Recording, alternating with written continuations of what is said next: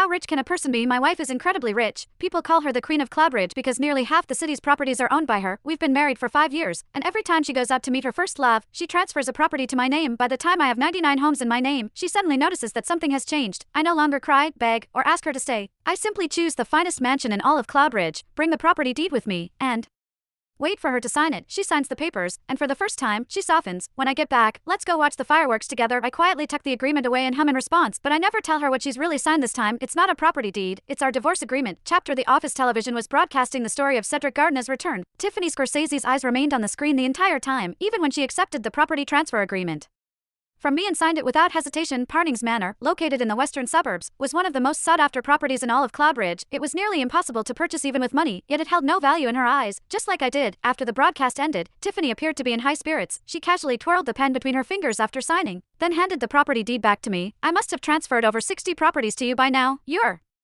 basically a little tycoon, she joked. The delight in her tone was undeniable, but it had nothing to do with me. It was all because her first love was coming home. I stood in front of her and simply nodded. The mansion in the western suburbs has a view of the ocean. I really like it. Back when she was pursuing me, I had rejected her 99 times. Her persistence never wavered. After her 100th confession, we got married, but her love didn't last long. It disappeared the moment Cedric returned to Cloudbridge.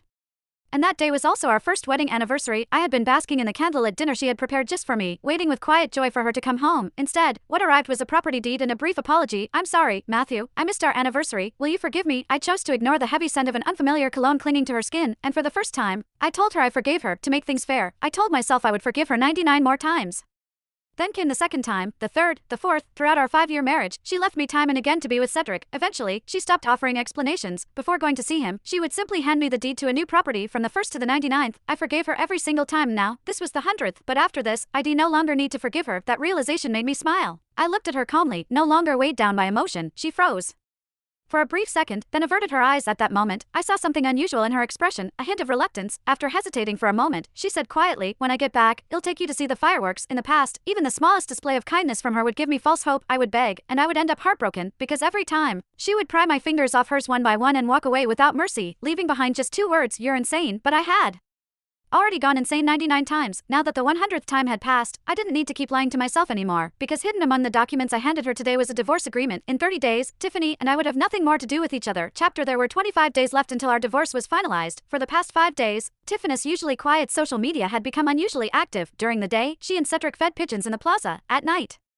they watched parade floats from the rooftop of a hotel beside the amusement park. I saw every step they took and every place they went together. As for the promise she made to me, I was sure she had already forgotten it. I got up and began packing. The floor was still a mess of scattered clothes and half-open luggage. That was when I received a call from her assistant, Gillian Ferguson. Mr. Marston,